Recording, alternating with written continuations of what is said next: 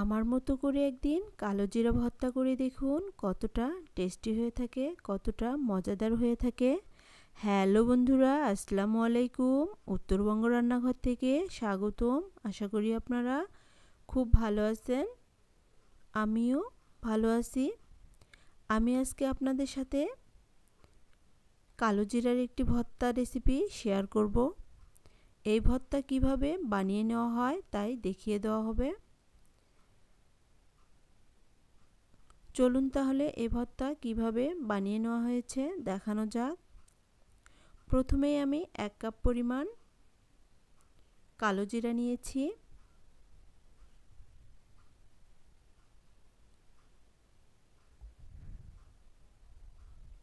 এখন আমি চুলায় একটি ফ্রাই প্যান দিয়ে দিব।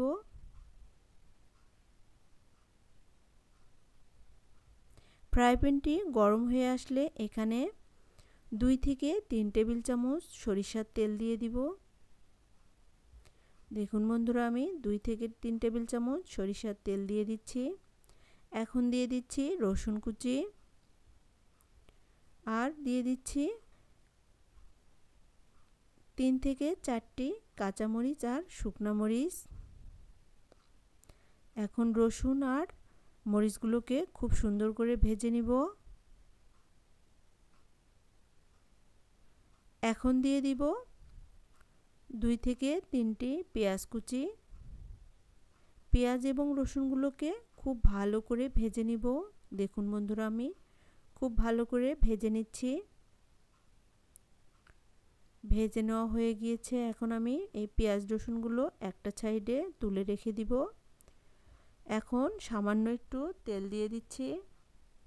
এখন আমি কালো জিরাকে ভেজে নিব। দেখুন বন্ধুরা, কালো জিরাগুলোকে আমি খুব ভালো করে ভেজে নিচ্ছি।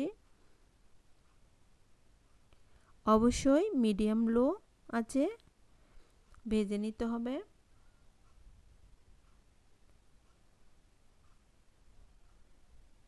ভেজে নেওয়া হয়ে গিয়েছে।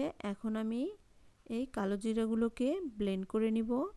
এজন্য একটি ব্লেন্ডার জারে কালো জিরাগুলোকে আগে থেকেই গুঁড়ো করে নিয়েছি। আর দেখুন বন্ধুরা, কালো জিরাকে আমি গুঁড়ো করে নিয়েছি।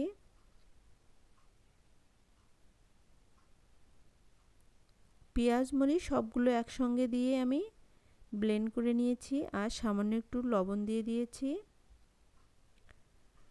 ভর্তা রেডি হয়ে গিয়েছে। দেখুন বন্ধুরা, কত সহজভাবে এই ভর্তা তৈরি করে নিলাম। এই ভর্তা খেতে ভীষণ টেস্টি হয়ে থাকে। আপনারা বাসায় একবার হলেও এভাবে ভর্তা বানিয়ে খাওয়ার অনুরোধ রইল।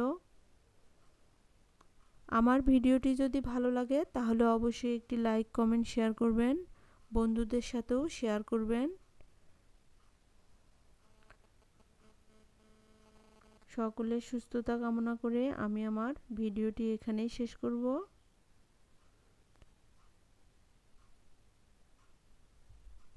সকলকেই ধন্যবাদ। আল্লাহ হাফেজ।